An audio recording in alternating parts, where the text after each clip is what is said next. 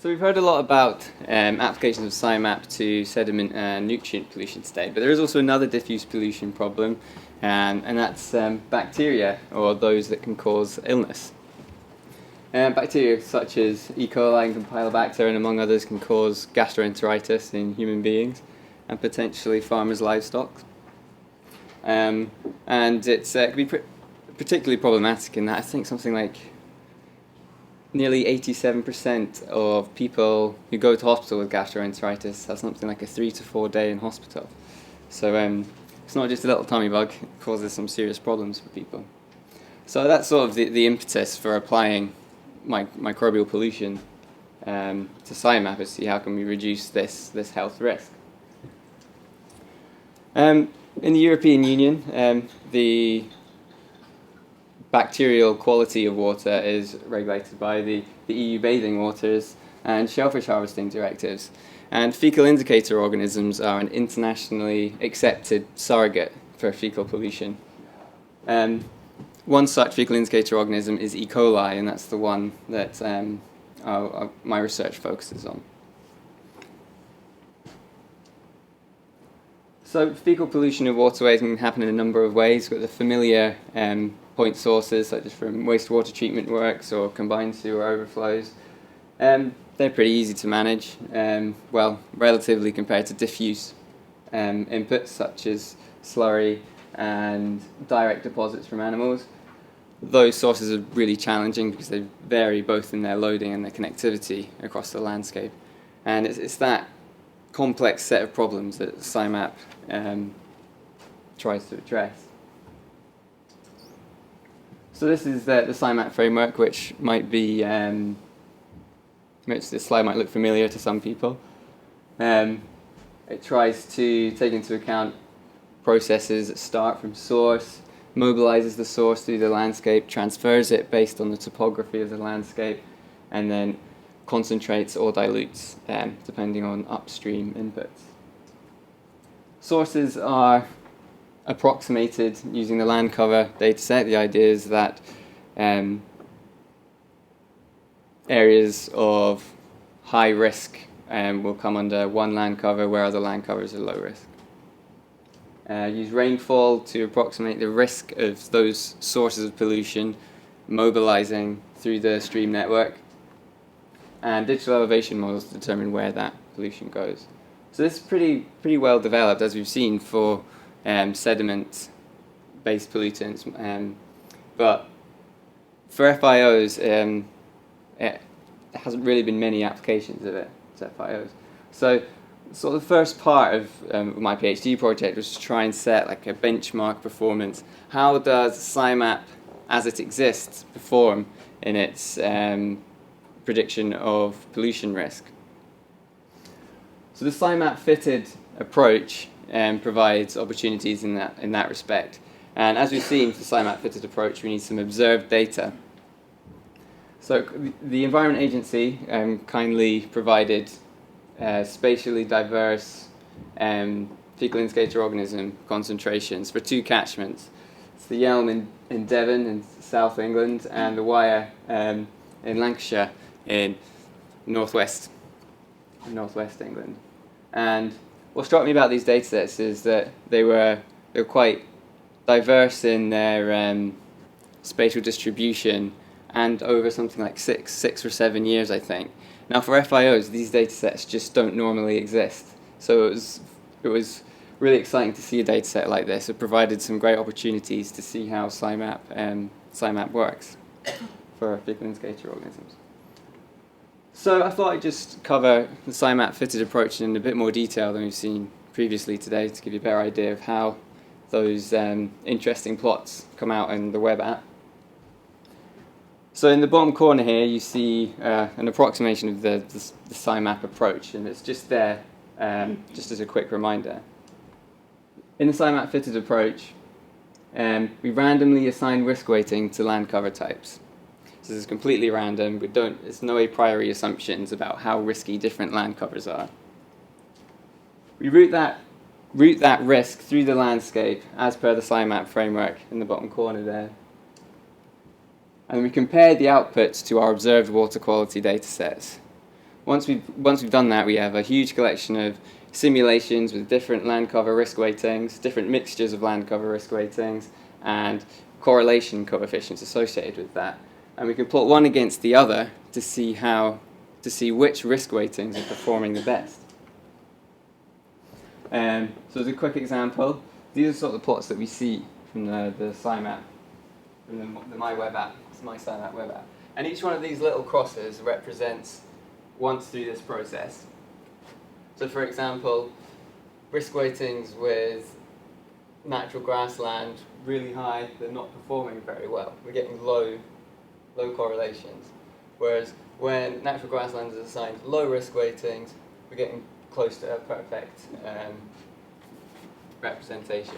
So 1 in this case would be SCIMAP is perfectly representing the observed data. So that's just an example of one land cover type. Of course, we have, in this case, 8. So here's some results from the My Web app and My SCIMAP web app, from the Yealm catchment. And it seems to be performing okay. We're getting correlation coefficients of nearly 0.8. However, there's some uncertainty in which land covers are optimum. So there are lots of different risk weightings that are performing equally well. So we don't know which one we should use in real life. I suppose an exception to that might be improved grassland. As the risk weighting is getting higher, the performance is improving. It's shifting to the right. Natural grassland is low as we might predict. Moving on to results from the Wyre, it's a bit weirder. So woodland seems to be producing loads of FIO pollution risk. Improved grassland appears to be pretty low. You know, where the farmers putting all their cows in the woods here. So why might this be happening?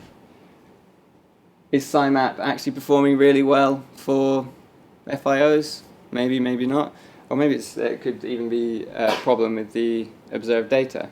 So sort of want to target both those probabilities. It may be that the land cover isn't variable enough among the subcatchments we sampled. So this is just a bar plot of the proportion of different land covers in each of my sample points. And we can see in the Yealm lots of variation in those bars, lots of different colours. Whereas in the Wyre, huge domination of improved grassland in all those catchments, similar amount of rough grazing, and not much variability between the catchments. Now this could potentially be a problem for the SCIMAP fitted approach. If two catchments, say, to simplify a simple situation where we use two catchments, they've got different FIO concentrations, there's different pollution risk in those two catchments. They both have the same land cover mosaic, then we don't know which land cover type to apportion that risk to. So it's like having a set of simultaneous equations that all have the same structure.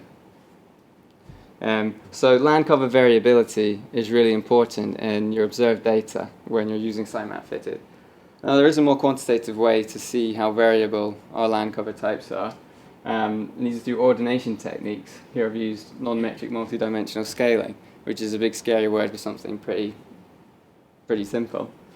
What we do is, along one axis we plot the proportion of a land cover type, say it's here, and on the next axis we plot the proportion of the next land cover type, so we'd move it up from the x-axis. Then on the next axis we would plot the next land cover type, and it might move like that, and we do that for all our land cover types, and we end up with a mind-boggling 8-dimensional thing. What this technique does, it collapses that down into 2 dimensions so we can plot it, so we can visualize it.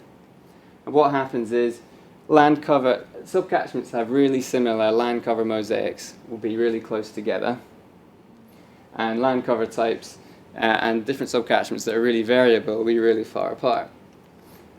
So the grey points here are the Yealm, and the Wyre are the black points. Now remember, it was the Wyre, the black points, that gave us some weird results. And we seem to be falling into two slight clusters. So we've got these two clusters of subcatchments that are really similar in their land cover mosaic. So when you're using the SCIMAP fitted approach, you need to use you need to target your sampling. We don't just care about high risk areas. We need a variation of high and low risk and medium risk to for that SCIMAP fitted approach to work optimally. So that's sort of, maybe there's a problem with our observed data, or maybe there's a problem with SCIMAP, SCIMAP's treatment of the pollution transport chain in relation to FIOs. So we saw that improved grassland was unexpectedly low. Some of the allocation of risk values was uncertain, and how land cover mosaic is important for SCIMAP fitted. So how can we improve SCIMAP in its prediction of fecal pollution risk? Bacteria isn't a conservative pollutant like sediment. Sediment doesn't die off, whereas bacteria does. And it's going to be really important to capture that in SCIMAP FIO.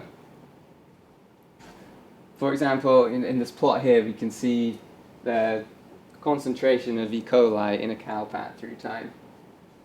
And it may grow. The cowpat provides a matrix which is favorable for those organisms to grow. So we actually see an increase in pollution risk after a cowpat is deposited, and it would then die off. Now, understanding that process, or capturing that process inside SCIMAP, is really important for FIOs, because that really determines the source risk. How much risk there is in the landscape depends on how the FIOs are growing and dying in the landscape. So we need to, that's one challenge for SCIMAP FIO.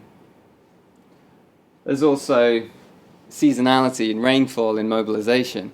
So not only will the die-off, the growth and die-off of E. coli vary seasonally with temperature, so will their mobilisation with different rainfall rates.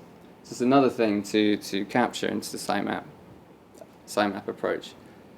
So at present it gives us an annual average risk. When for FIOs that might not be the best solution.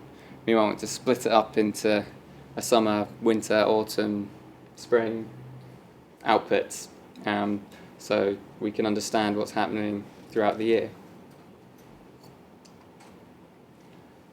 Is SCIMAP's connectivity approach suitable for understanding bacterial transport through catchments? I hope to do some experiments using microorganism traces that better represent a bacteria in the environment, better compared to a dye, for example.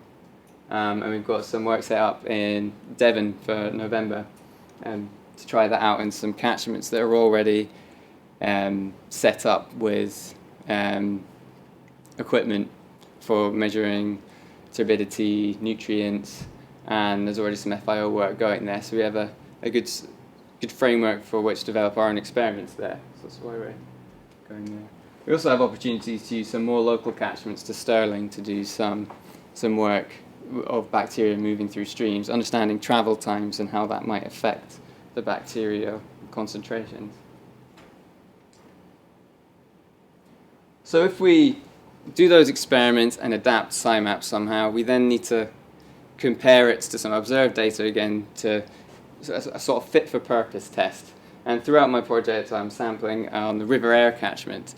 This is an important catchment in Scotland because there's a very, very busy bathing water outside the town of Ayr. There's a couple of designated bathing water beaches there.